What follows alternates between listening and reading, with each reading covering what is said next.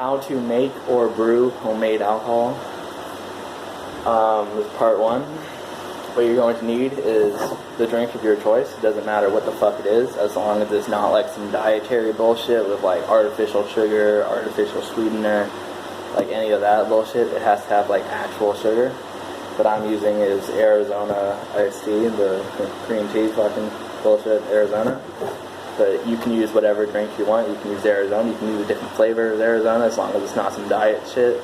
You can use fucking fruit juice, any type of fruit juice, like apple, orange, fucking cranberry if you want. You can use whatever the fuck you want. You could probably even use soda. Like, you could use and make some sort of like champagne shit with soda, I guess. I don't know. But yeah, you can use whatever drink you want as long as it has sugar in it and isn't like some dietary bullshit. So like I said, what you're gonna need is a drink of your choice as long as it has sugar, isn't some dietary bullshit. Then you're gonna need a 1 cup. I don't know if you can even see this on camera. It says 1 cup right there. 1 cup measuring cup. A funnel. A condom, but you can also use a balloon. And then some baker's yeast. This is called activated dry yeast, but any form of baker's yeast that's meant for baking is going to be able to be used on this. So the first thing we're going to need to do is open up your bottle, obviously. Oh yeah, and then obviously have a dark area you can store this in after this is all done, which I have you can't see this on the camera, but I'll show you later. But you can use anything like a cabinet, closet. Everybody has that, so I don't even know why I'm talking to you about that.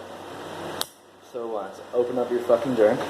We're gonna take out 3 cups of this Arizona, whatever drink you're using. You can just drink it. I don't have a place I can pour it right now, so I'm just gonna drink it.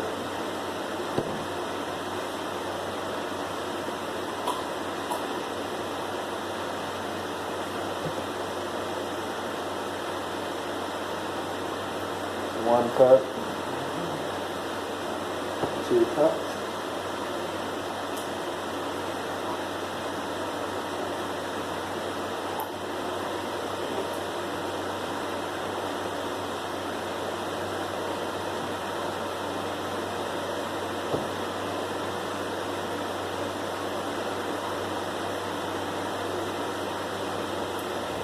So that's 3 cups out.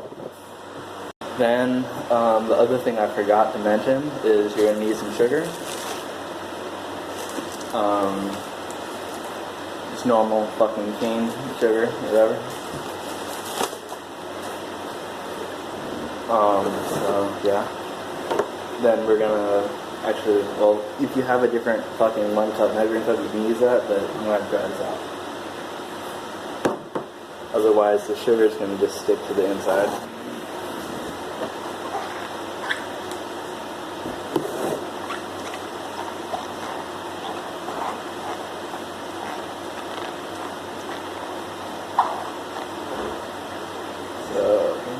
Dry enough. Alright, so now we're going to put in 3 cups of normal sugar, or sugar into your container, your drink. Spill it. Okay.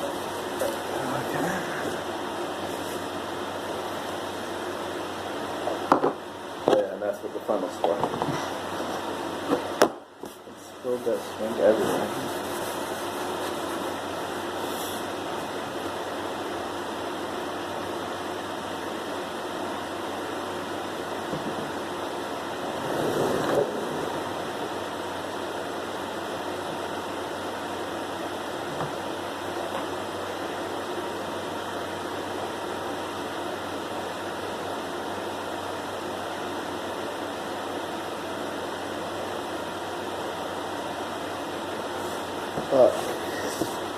Try not to spill the sugar. It's going to attract bugs. We'll clean it up later. So that's 1 cup in.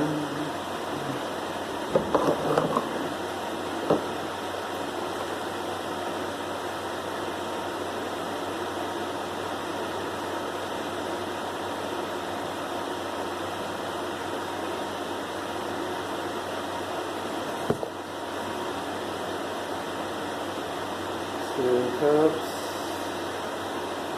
Try and break it up if you see any chunks in there. Sometimes the sugar will cling to itself. That's when it gets clogged. Clog it. But this is, yeah. If you get it clogged, like I did, just try and unclog it. I'm just using a screwdriver to unclog it.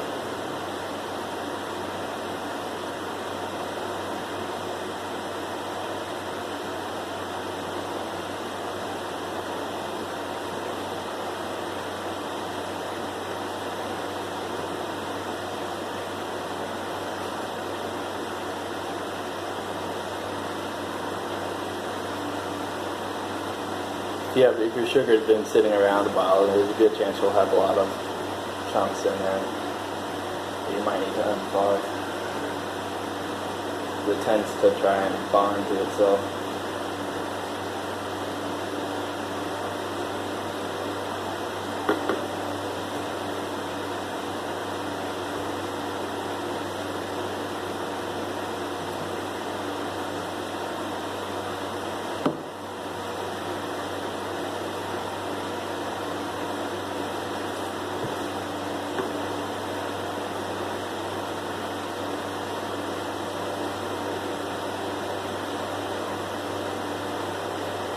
That was 2 cups.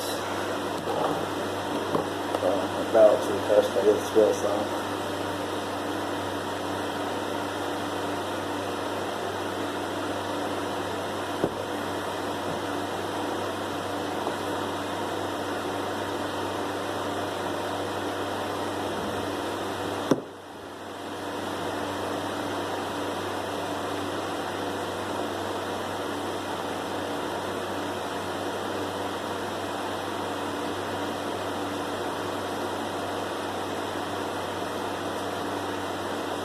Blockage.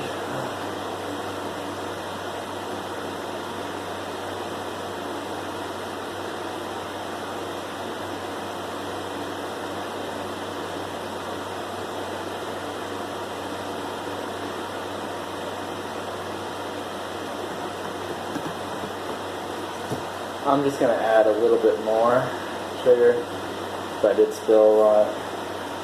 And you want this to roughly be about the same height that it was when you had liquid, but took out three cups of liquid.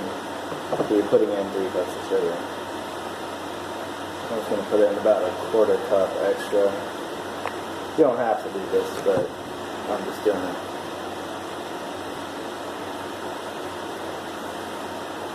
That's definitely more. This is more like a 1/2 cup. That was by accident, but whatever. No biggie. So this is about a total of 3.5 cups that I'm putting in. You don't have to do more than 3 if you don't want to, but it's not really going to change anything severely. But you do need to add the sugar for the yeast to eat, because that's how you produce alcohol.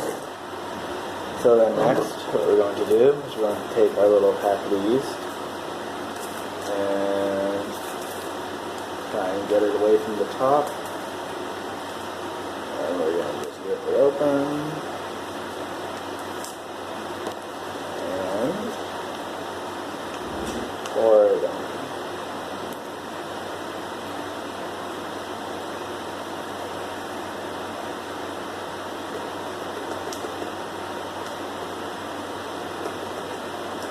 Alright, now that the yeast is poured in, we're gonna just put the top on, a little bit. This is not the finished process. This is like the second to last step. Then we're just gonna mix it around a little bit.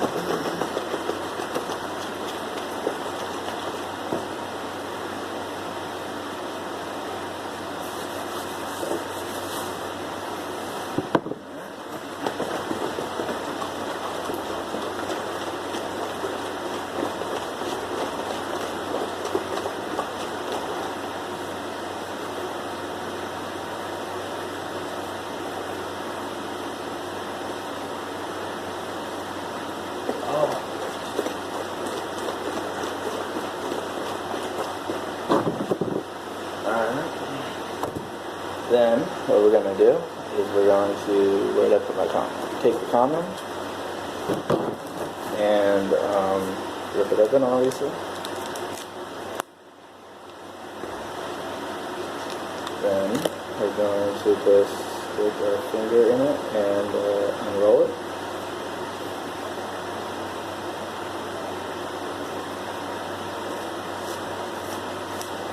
Like I said, you can also use a balloon. Just a condom fits better over the top of a nozzle, especially when it's a thick, wider nozzle like this. Also a balloon. Also, this is a Magnum condom, Trojan Magnum, which are wider at the base, which also makes it easier than other types of condoms, which are smaller at the base. So then we're going to put this over the top, like that. Then the final step will be to take a safety pin or needle and I'm just sterilizing it a little bit with flame. And we're going to poke a few holes through the both sides of the condom. Maybe do like 4 or 5 little holes. So I just did 1, 2, 3, 4. Then the final step is to take this whole setup and we're going to put it in a dark area. I have this box since I don't really have any whatever the fuck I don't have like a cabinet or anything to put this in. Just a fucking box. It was actually a clear box that I spray painted black. But yeah, so we're just gonna, I'm just gonna do this on the ground. It's not really the most stable position, so yeah. I want to just put it in the box, and then we're going to close the box, and then we're going to let it sit for roughly about a month, more like 3 weeks though. You should be checking on this daily though, because within about 24 hours the condom should inflate, which will prove to you that the reaction is happening between the yeast and the sugar, meaning the yeast is eating the sugar, farting out fucking CO2 and pissing out alcohol. And then when that condom deflates, that means that the yeast is no longer eating any sugar, and that's the max amount of alcohol you're going to get out of that batch. So yeah, this is part 1, and I'll get back to you for part 2. I'll probably do part 2 within about a day or something, just to show you what it's supposed to be looking like. And like what I mean in terms of that, but you should be checking on it daily so you know exactly when the reaction stops, and that's when you'll start separating and whatnot, but I'll get to that then. Alright, this is the end of part 1 on how to make or brew homemade alcohol. Bye. See you in part 2.